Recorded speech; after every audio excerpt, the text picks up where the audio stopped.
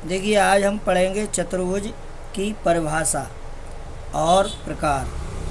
चतुर्भुज की परिभाषा क्या है और चतुर्भुज कितने प्रकार के होते हैं। चतुर्भुज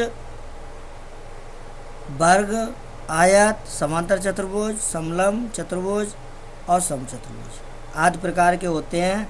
और चतुर्भुज की परिभाषा क्या है। चतुर्भुज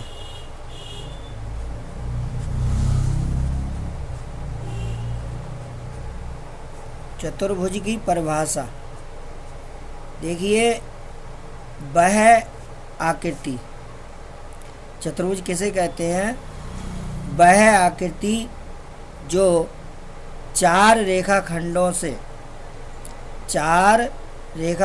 से घिरी बंद आकृति को चतुर्भुज कहते हैं। क्या है चतुर्भुज की परिभाषा। चार रेखाखंडों से घिरी बंद आकृति को चतुर्भुज कहते हैं। अब चतुर्भुज देखें, हम चित्र बना रहे हैं रफ। ये चतुर्भुज है हमारा, किसी भी प्रकार का हो सकता है, ये कोई सा चतुर्भुज हो सकता है। A B C D.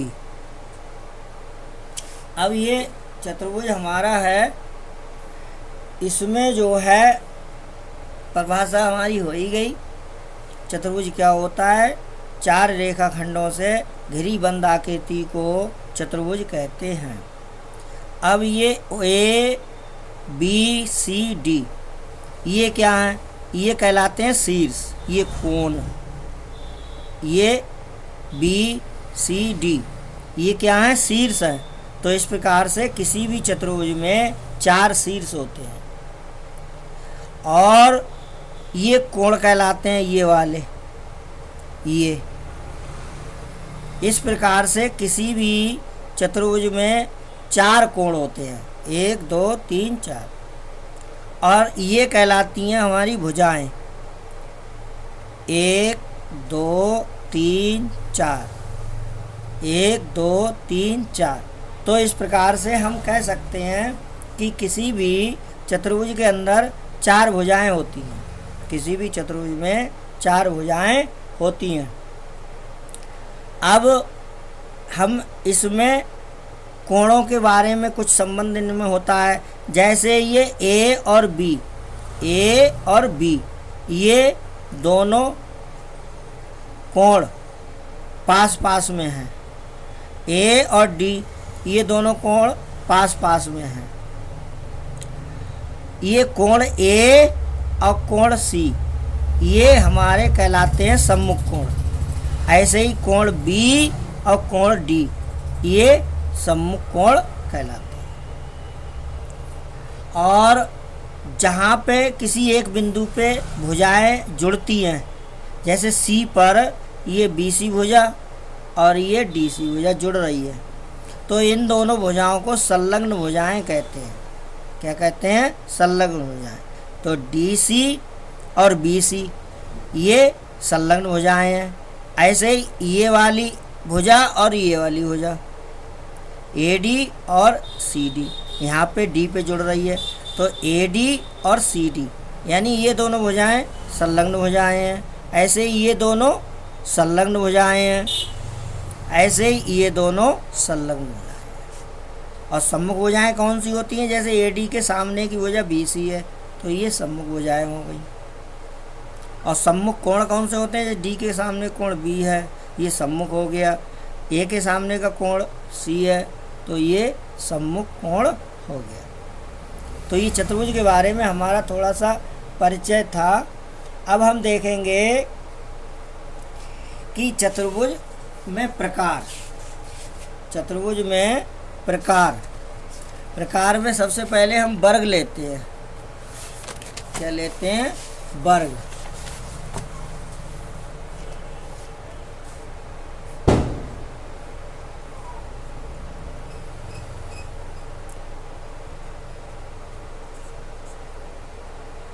देखिए, वर्ग की परिभाषा क्या है। वर्ग वह चतुर्भुज है वह चतुर्भुज जिसकी चारों भुजाएं समान लंबाई की होती हैं और प्रत्येक कोण 90 अंश का होता है, उसे वर्ग कहते हैं। अब जैसे देखें यहाँ पे हमने एक आकृति बनाई,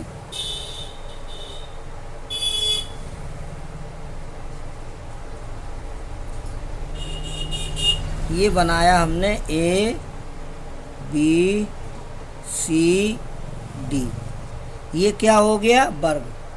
वर्ग क्या होता है? वह चतुर्भुज जिसकी चारों भुजाएं समान लंबाई की होती हैं और प्रत्येक कोण 90 अंश का होता है, तो ये वर्ग हो गया। क्या हो गया? ये वर्ग। इसका हर एक कोण 90 अंश का है ये। और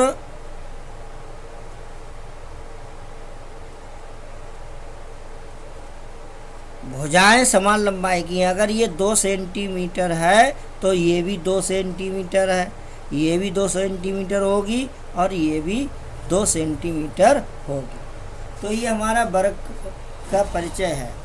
अब हम वर्ग के बाद देखते हैं आयत। आयत, अब इसका परिमाप निकालें। मान लो इसी को हम फार्मूला में कहें तो वर्ग का परिमाप बराबर क्या होता है? परिमाप बराबर, परिमाप क्या होता है? किसी भी आकृति की सभी भुजाओं का जोड़ होता है। तो इसका परिमाप का सूत्र होता है 4 गुणा भुजा। अगर भुजा मान लीजिए यहाँ पे 2 सेंटीमीटर है तो भुजा की जगह 2 लिख देंगे, 4 दूनी 8 सेंटीमीटर इसका परिमाप आ जाएगा। तो ये वर्ग के परिमाप का सूत्र है 4 गुणा भुजा। और क्षेत्रफल का क्या सूत्र होता है? वर्ग का क्षेत्रफल क्या होता है? भुजा स्क्वायर। अगर भुजा हमारी 2 है तो 2 का स्क्वायर 4 हो गया। तो जो भुजा जे है ये यहाँ पे 2 है तो भुजा का स्क्वायर, ये हमारा क्षेत्रफल का सूत्र होता है वर्ग के लिए। अब हम देखते हैं आयत। क्या देख रहे हैं? आयत देखते हैं। आयत क्या होता है?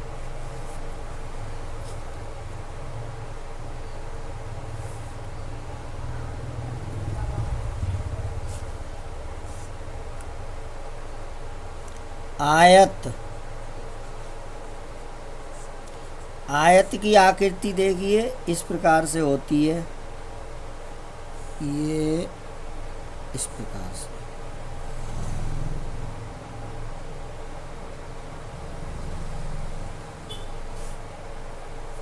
यहाँ नाम लिख दें ए बी सी डी। तो आयत की परिभाषा क्या होगी? वह चतुर्भुज जिसकी सम्मुख भुजाएं समान होती हैं। वर्ग में हमने कहा चारों भुजाएं समान होती हैं, लेकिन इसमें ऐसा नहीं होता है। आयत क्या होता है? वह चतुर्भुज जिसकी सम्मुख भुजाएं समान होती हैं। जैसे BC AD के बराबर है, AB DC के बराबर है। ये वाली भुजा ये वाली इस भुजा के बराबर है, ये वाली भुजा इस भुजा के बराबर है। यानी आमने सामने की भुजाएं जो हैं बराबर होती हैं और प्रत्येक कोण 90 अंश का होता है। तो वह हमारा आयत होता है। तो आयत की परिभाषा क्या हो गई? वह चतुर्भुज जिसकी सम्मुख भुजाएं समान होती हैं और प्रत्येक कोण 90 अंश का होता है, उसे हम आयत कहते हैं। अब आयत का परिमाप का सूत्र क्या होता है? परिमाप बराबर, अगर मान लीजिए यहाँ पे ये L मान ली तो ये सामने वाली L हो जाएगी, ये B मान ली तो इसके सामने वाली B हो जाएगी। तो L और L 2L हो गई, B और B 2B हो गई, 2 कॉमन ले लिया तो L प्लस B ब्रैकेट में आ गया। तो इस प्रकार आयत का परिमाप हो गया 2 × L प्लस B। जहाँ L क्या है? जहाँ L लंबाई है, B चौड़ाई है।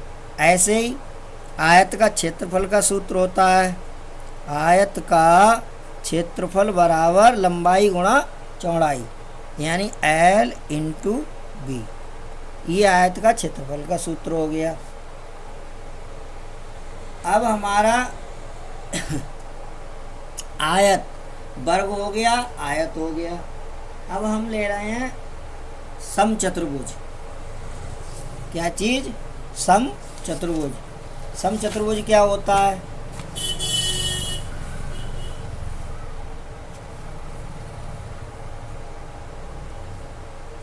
समचतुर्भुज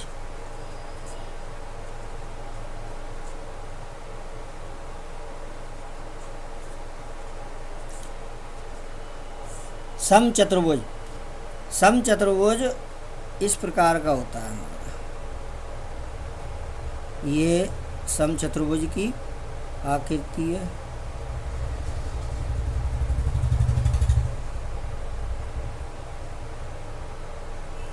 ए B C D, A B C D ये कोई हमारा क्या है? समचतुर्भुज है। अब समचतुर्भुज की परिभाषा क्या होती है पहले ये देख लें। वह चतुर्भुज जिसकी सम्मुख भुज चारों भुजाएं, वह चतुर्भुज जिसकी चारों भुजाएं समान लंबाई की होती हैं और कोई भी कोण 90 अंश का नहीं होता है। ये हमारी समचतुर्भुज की परिभाषा है। वर्ग में क्या होता है? चारों भुजाएं बराबर होती हैं मगर प्रत्येक कोण 90 अंश का होता है। वर्ग में और इसमें समचतुर्भुज में यही अंतर है, चारों भुजाएं समान लंबाई की होती हैं लेकिन कोई भी कोण 90 अंश का नहीं होता है। तो हमारी समचतुर्भुज की परिभाषा हो गई, वह चतुर्भुज जिसकी चारों भुजाएं समान लंबाई की होती हैं और कोई भी कोण 90 अंश का नहीं होता है। कितने कोण हैं? 1 2 3 4, 4 कोण है इसमें। और इसमें एक विशेषता ये होती है, सम्मुख कोण बराबर होते हैं समचतुर्भुज में। ये वाला कोण इस कोण के बराबर, ये वाला कोण इस कोण के बराबर सम्मुख होते हैं। और इसमें ये वाली लाइन हम ऐसे मिला दें तो इसे विकर्ण कहते हैं, इसको ऐसे मिला दें विकर्ण कहते हैं। ठीक है। और इस प्रकार से एक चीज़ हमारी ये है, इसके विकर्ण एक दूसरे को 90 पर काटते हैं और समद्विभाजित करते हैं। जैसे इतना भाग और इतना भाग बराबर है और ये भाग इस भाग के बराबर है, अर्थात OA बराबर OC है, OB बराबर OD के है। तो ये दो विकर्ण हैं, ये 90 अंश पे काटते हैं। जहाँ ये एक दूसरे को काटते हैं वहाँ पे 90 अंश का कोण बनता है। ये 90 अंश का हो गया, ये भी 90 का हो गया, ये भी 90 का हो गया, ये भी 90 का हो गया। तो किसी भी समचतुर्भुज के विकर्ण एक दूसरे को समकोण पर समद्विभाजित करते हैं। और समचतुर्भुज का परिमाप निकालेंगे तो वही होगा, ये भुजा की माप, इस भुजा की माप, इस भुजा की माप, इस चारों की माप जोड़ लेंगे तो समचतुर्भुज का परिमाप बराबर, अगर एक भुजा A है, क्या है A, तो सभी A होंगी, तो परिमाप हो गया 4A। और समचतुर्भुज का क्षेत्रफल क्या होता है? समचतुर्भुज का क्षेत्रफल बराबर, समचतुर्भुज का क्षेत्रफल बराबर 1/2 D1 इंटू D2। D1 क्या है? D1 एक विकर्ण है और D2 दूसरा विकर्ण है, तो इनके विकर्णों के गुणनफल का आधा होता है क्षेत्रफल हमारा, इसका सूत्र। ठीक है।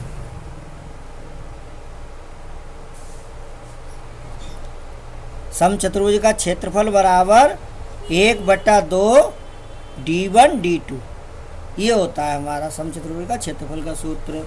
और समचतुर्भुज का परिमाप 4A, यानी चारों भुजाओं का जोड़, वो हो गया परिमाप। अब हम समचतुर्भुज के बाद देखिए, हमारा वर्ग हो गया, समचतुर्भुज हो गया, आयत हो गया। अब हम पढ़ रहे हैं समलंब। क्या चीज़? समलंब चतुर्भुज। समलंब चतुर्भुज। इसकी परिभाषा क्या होगी?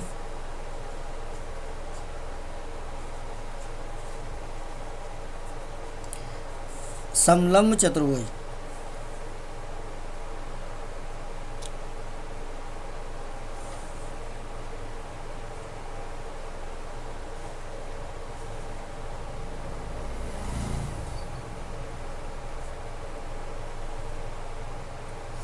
ये समलंब चतुर्भुज है। ए बी सी डी, ये समलंब चतुर्भुज के सम्मुख कोण कहलाते हैं। ये इसका सम्मुख कोण है। अब देखिए इसमें हमने देखा ये डी सी भुजा और ये ए बी भुजा कैसी है? समानांतर हैं। कैसी हैं? समानांतर। समानांतर भुजाएं कौन सी होती हैं? जिन्हें हम ऐसे करके आगे तक बढ़ा दें और इसको भी आगे तक बढ़ा दें, आगे तक बढ़ा दें, तो आगे पीछे कहीं भी बढ़ा दें तो वो हमारी कहीं भी मिलती नहीं है। ऐसी दो रेखाएं जिन्हें आगे पीछे बढ़ाने पर आपस में वो कहीं भी मिले नहीं, तो उन्हें हम समानांतर रेखाएं कहते हैं। तो ये हमारी जो है ए बी और डी सी कैसी हैं? समानांतर हैं। तो समलंब चतुर्भुज में सम्मुख भुजाओं, जी सम्मुख भुजाएं हो गई, सम्मुख भुजाओं का एक जोड़ा समानांतर होता है। तो ये हमारा समलंब चतुर्भुज की परिभाषा क्या हो गई? वह चतुर्भुज जिसमें सम्मुख भुजाओं का एक जोड़ा, जैसे ये वाला, वह चतुर्भुज जिसमें सम्मुख भुजाओं का एक जोड़ा समांतर होता है, समलंब चतुर्भुज कहलाता है। क्या है ये? समलंब। अब इसकी ये भुजा ए मान लो और ये दूसरी वाली बी, और इसकी हाइट मान लो ये है, ये हाइट मान लो एच। ये इन दोनों समानांतर रेखाओं के बीच की दूरी कहीं भी हम ले लें तो वो इसकी ऊंचाई कहलाएगी समलंब की। तो इस प्रकार से समलंब का परिमाप क्या होगा? इन चारों भुजाओं का जोड़ कर लेंगे, ये जोड़ लें, ये वाली जोड़ लें, ये तो हो जाएगा समलंब का परिमाप। और समलंब का क्षेत्रफल बराबर क्या होगा?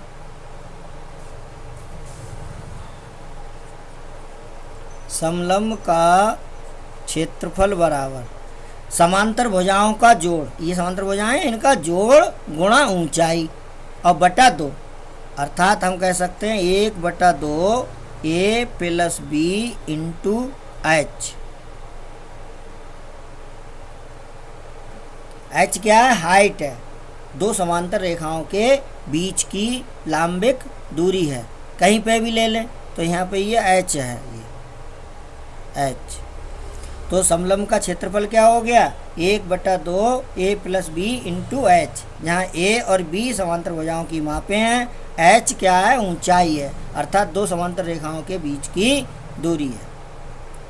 अब हमारा एक चतुर्भुज और रह गया, जिसे हम कहते हैं समांतर चतुर्भुज। क्या होता है वो? समांतर चतुर्भुज।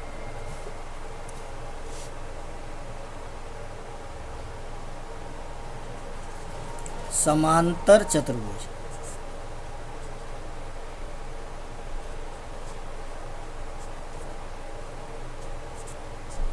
समांतर चतुर्भुज हमारा इस प्रकार की आकृति होती है।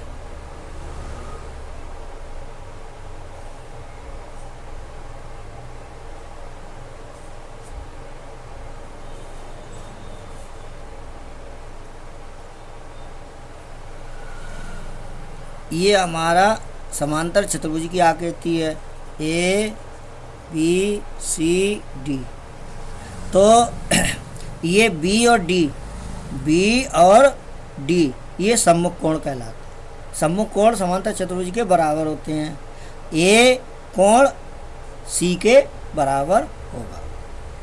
तो समांतर चतुर्भुज की परिभाषा, और सम्मुख भुजाएं बराबर होती हैं। ये वाली भुजा इस वाली भुजा के बराबर होगी आमने सामने की, और ये वाली भुजा इस वाले भुजा के बराबर होगी, अर्थात आमने सामने की भुजाएं बराबर होती हैं। तो समांतर चतुर्भुज की परिभाषा क्या है? समांतर चतुर्भुज की परिभाषा है कि वह चतुर्भुज जिसकी सम्मुख भुजाएं समानांतर होती हैं। सम्मुख भुजाएं कैसी होती हैं? समानांतर, अर्थात ये वाली भुजा ये वाली समानांतर हो गई और ये वाली समानांतर हो गई। तो समांतर चतुर्भुज की परिभाषा हो गई हमारी, वह चतुर्भुज जिसकी सम्मुख भुजाएं समानांतर होती हैं तथा आपस में बराबर होती हैं। सम्मुख भुजाएं समानांतर होती हैं और आपस में बराबर होती हैं। तो समांतर चतुर्भुज की परिभाषा क्या हो गई? वह चतुर्भुज जिसकी सम्मुख भुजाएं समानांतर और बराबर होती हैं वह समांतर चतुर्भुज कहलाता है। अब परिमाप के लिए क्या है? ये चारों जोड़ देंगे और क्षेत्रफल के लिए समांतर चतुर्भुज का क्षेत्रफल बराबर चतुर्भुज